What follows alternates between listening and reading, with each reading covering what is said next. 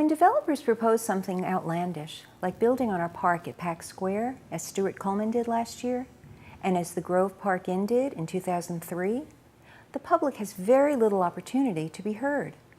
In fact, the only way we can impact the decision is through our elected representatives on City Council.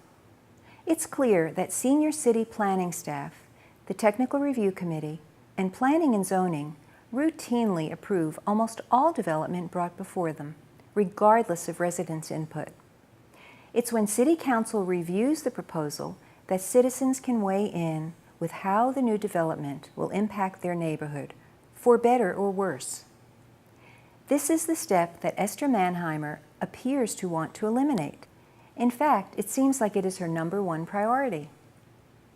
At her campaign kickoff event, she was asked, "What's one main goal that you wish to do while you're in office? One thing you would like to maintain or do?" And here's her reply. What's one main goal you wish to do while you're in office? Like one thing that you'd like to maintain or do? I would like to see our development ordinances completely overhauled. I would like to see them become much stricter and put a great burden on developers in terms of the criteria that we will make them meet when they build in our community.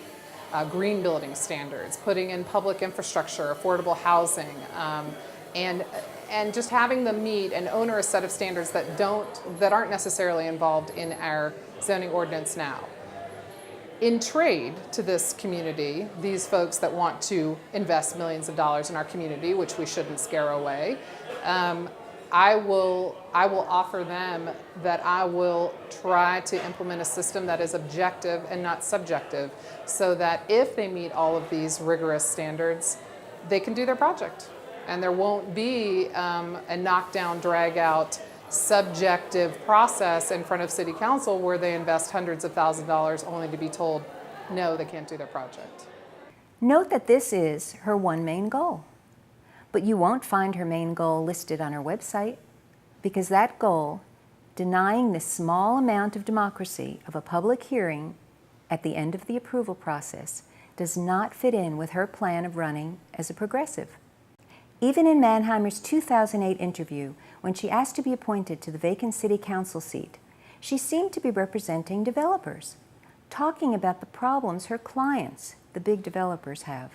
While I now do often represent developers, I previously came at it from more of a policy perspective in drafting ordinances. So what I would say about the Unified Development Ordinance and trying to improve it, I am a proponent of smart growth, and I don't necessarily have a concern about tougher regulations for growth. What I see frustrating for some of my clients is the ambiguity that our UDO sometimes has. What does it mean? How is it interpreted? How is it enforced? So if there's any way to remove some of the subjectivity in our regulations, I think that would be favorable. Reading her website, you would think that Manheimer wants to preserve our quality of life and promote sustainability. That's what she says, but talk is cheap. Her main goal, giving developers the automatic approval that they get from the boards and commissions they dominate, is not, in fact, progressive at all, but rather just the opposite.